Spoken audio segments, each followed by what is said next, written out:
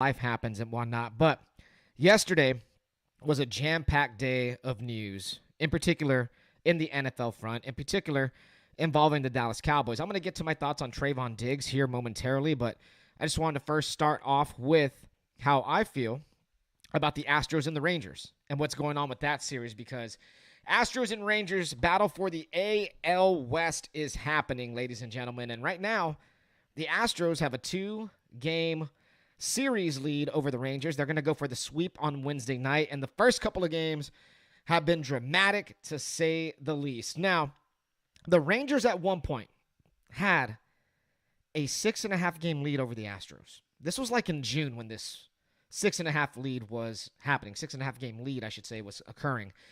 Ever since then, the Astros have cut into the lead. They've cut into the lead. The Angels have kind of fallen off, or excuse me, the Rangers, I should say, have kind of fallen off a little bit.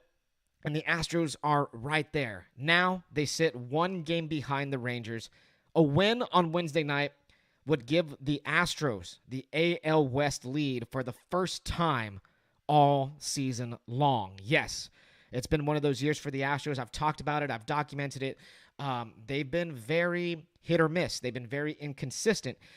There's been injuries galore. They've had to start rookies from AAA. They've had to start rookies all up and down the batting lineup, all up and down the pitching rotation. And one of those rookies last night was on the mound for the Astros, and that was J.P. France, who, in my opinion, has to be the rookie of the year for the Astros. Not saying the entire league. I'm saying for this Astros team, because J.P. France, every time he goes out there, he delivers some quality starts, guys. 8 of his last 9 starts have been quality starts. Last night, 7 innings pitched, 1 run, 0 earned runs, 5 hits, and a win. He's now 6-3 on the season with a 2.87 ERA. If you asked me right now, who is the second pitcher in the Astros playoff rotation, it's not going to be Christian Javier. It's not going to be Hunter Brown. It's going to be J.P. France. That's how good France has been.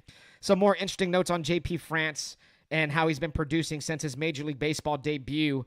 2.87 ERA, that's the 5th best among AL starters.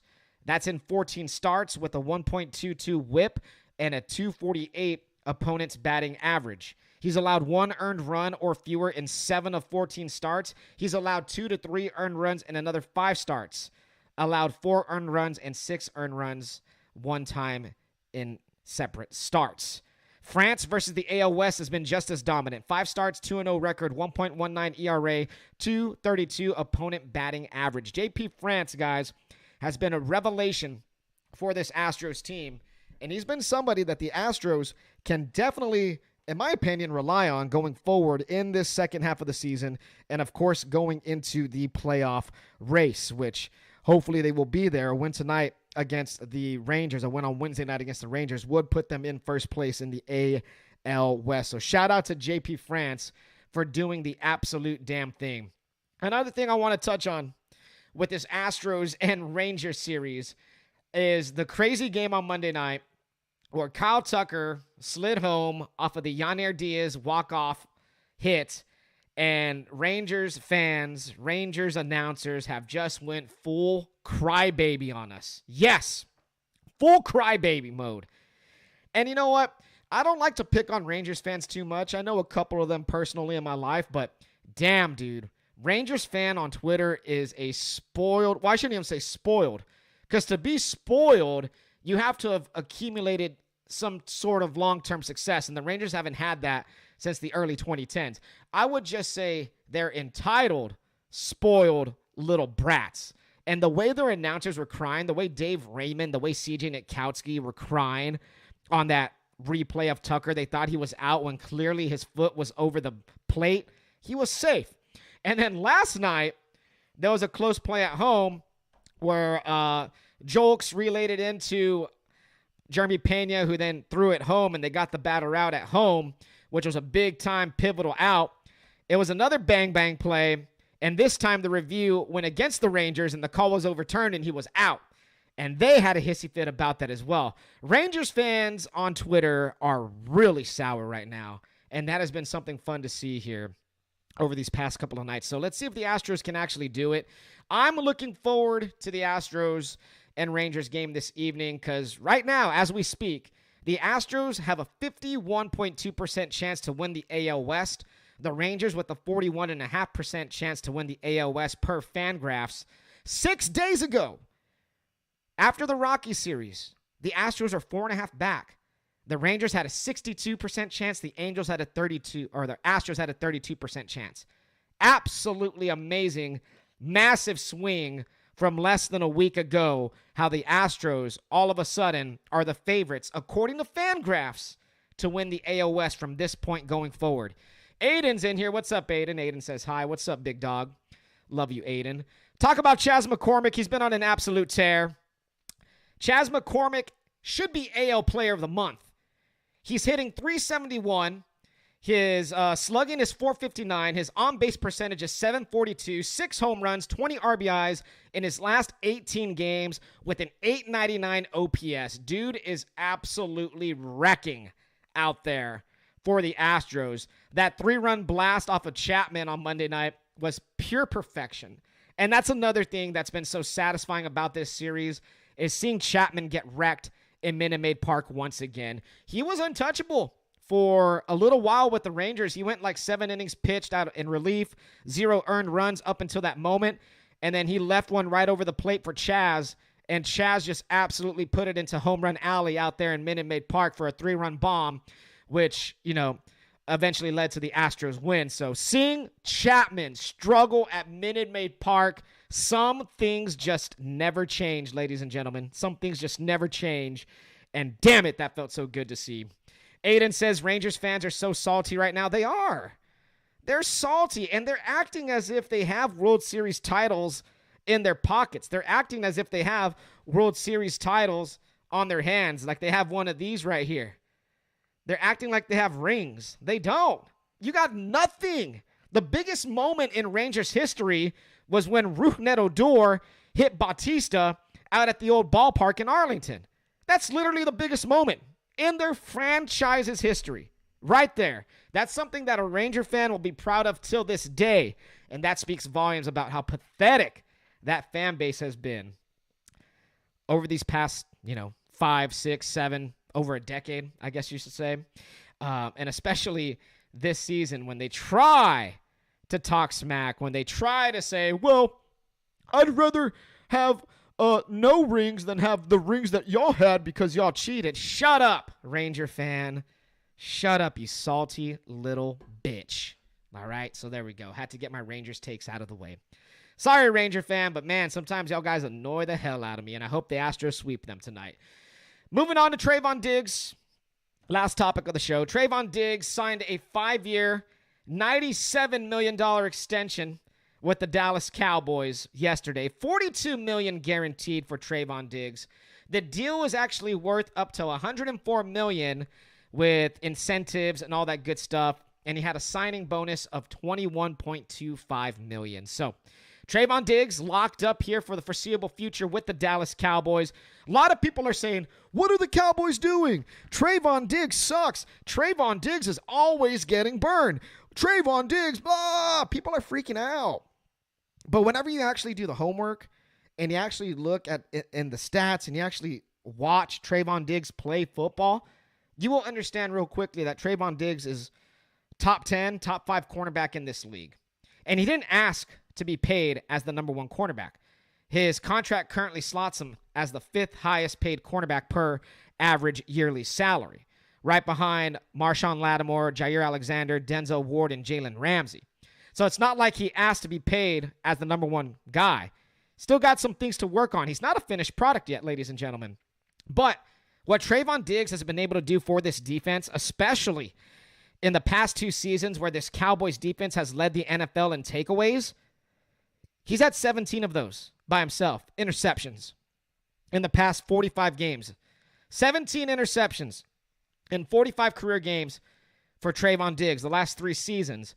That's tied for the most in the NFL with J.C. Jackson of the Patriots and Chargers, per ESPN Stats and Info. 22% of passes thrown to Trevon Diggs are intercepted. That is the highest ball hawk percentage in the league since 2021. People want to talk about Trevon Diggs getting lost in coverage. I understand, but he's aggressive in nature, guys. He plays the ball. He looks at the ball. He's not following the cornerback, he's not following the wide receiver. He's looking at the ball, and he's relying on his explosive playmaking ability to make up ground when it does happen. Yeah, he does get burned. I get it. But all cornerbacks get burned. And if you're going to single out only Trevon Diggs for getting burned, guys, you're doing yourself a disservice. All the great cornerbacks get burned. Rarely will there be a cornerback that does not get touched. Maybe Deion Sanders in the history of the NFL. Maybe a prime Darrelle Revis in the history of the NFL. Everybody gets burned, guys. So that narrative around Trevon Diggs is absolutely ridiculous. Absolutely ridiculous. He's a great cornerback, and he's getting paid as such. And it's important that the Cowboys locked him up, because now the Cowboys can start to focus on CeeDee Lamb. His contract's coming up after 2024. They can start to focus on a Dak Prescott extension. They can start to focus on Terrence Steele, who's playing on a one-year deal this season to lock him up long-term. And then in a couple of seasons, you can start to focus on Micah Parsons, because his deal is going to be coming up soon. But you lock down your young cornerback, who's all but 24 years of age. On the opposite side of him, you got Stephon Gilmore. Guys, the Cowboys cornerbacks, the top two cornerbacks, I mean, guys, is there a better tandem in the NFL than Diggs and Gilmore? Two top 10 cornerbacks according to ESPN's coaches, scouts, and executives list? I don't know. If you could find one, point them out. But Diggs and Gilmore going in as the 1 and 2 guys for the Cowboys heading into the season and possibly into the foreseeable future, depending on what happens at Gilmore after this year, that's pretty good, guys. This Cowboys defense is loaded with talent. Can they be one of the best in the NFL? I think so. Will they be the best in the NFL? That's going to be hard to do 3 years in a row. It's going to be hard to lead the league in takeaways 3 seasons in a row. A lot of that is luck. A lot of that is, being in the right place at the right time. But then I guess you could say on the opposite side of that, luck is when preparation and opportunity happens, right? You get lucky.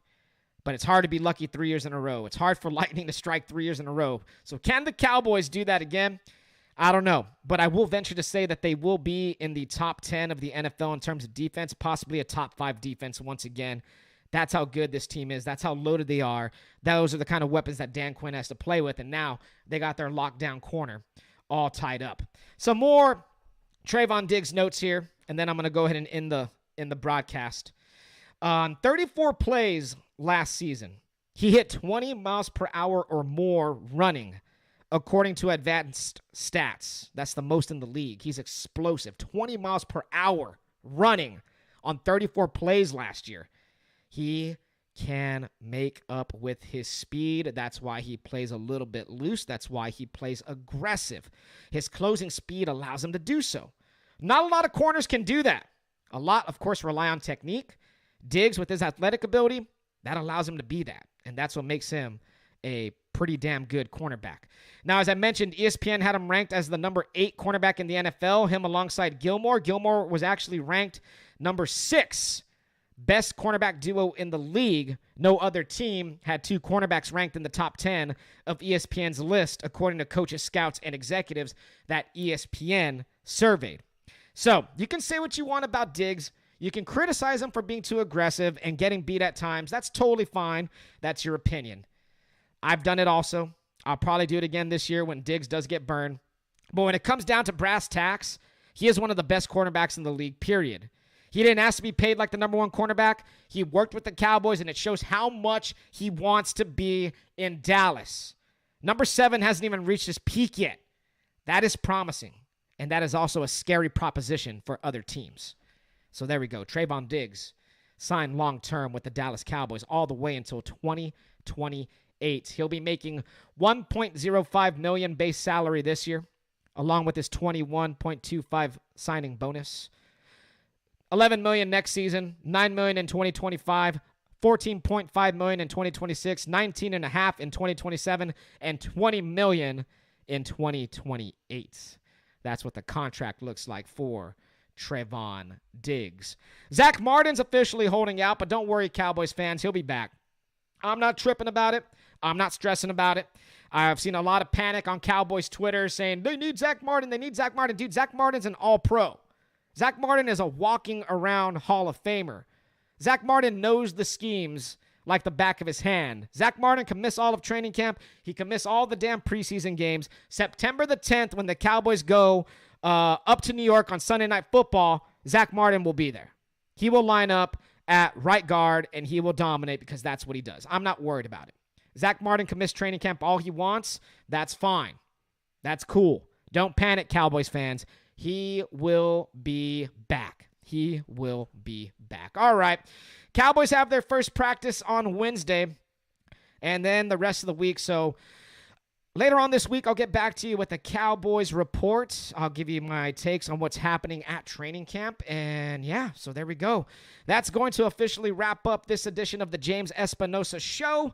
James Espinosa Podcast. Hit me up on Spotify, iHeart, all the podcasting platforms. And of course, subscribe to the YouTube channel, Sports Rush Media. Make sure you guys do that and hit me up on all social media platforms at Sir Edward James for all the latest content. Make sure you guys subscribe. I appreciate y'all guys who are going to watch this video. Appreciate you guys who are going to listen to the podcast. Y'all guys have been awesome, getting some good numbers on that. So yeah, spread the word, guys. Just try my best to talk some sports, try my best to connect with you all. So make sure you guys, it would be helpful. I'd be grateful if you guys showed some love, shared the video around, shared the podcast around, and subscribe to my channels. That'd be absolutely awesome. All right, I'm going to get going. James Espinosa Show number 8 is in the books. I'll talk to you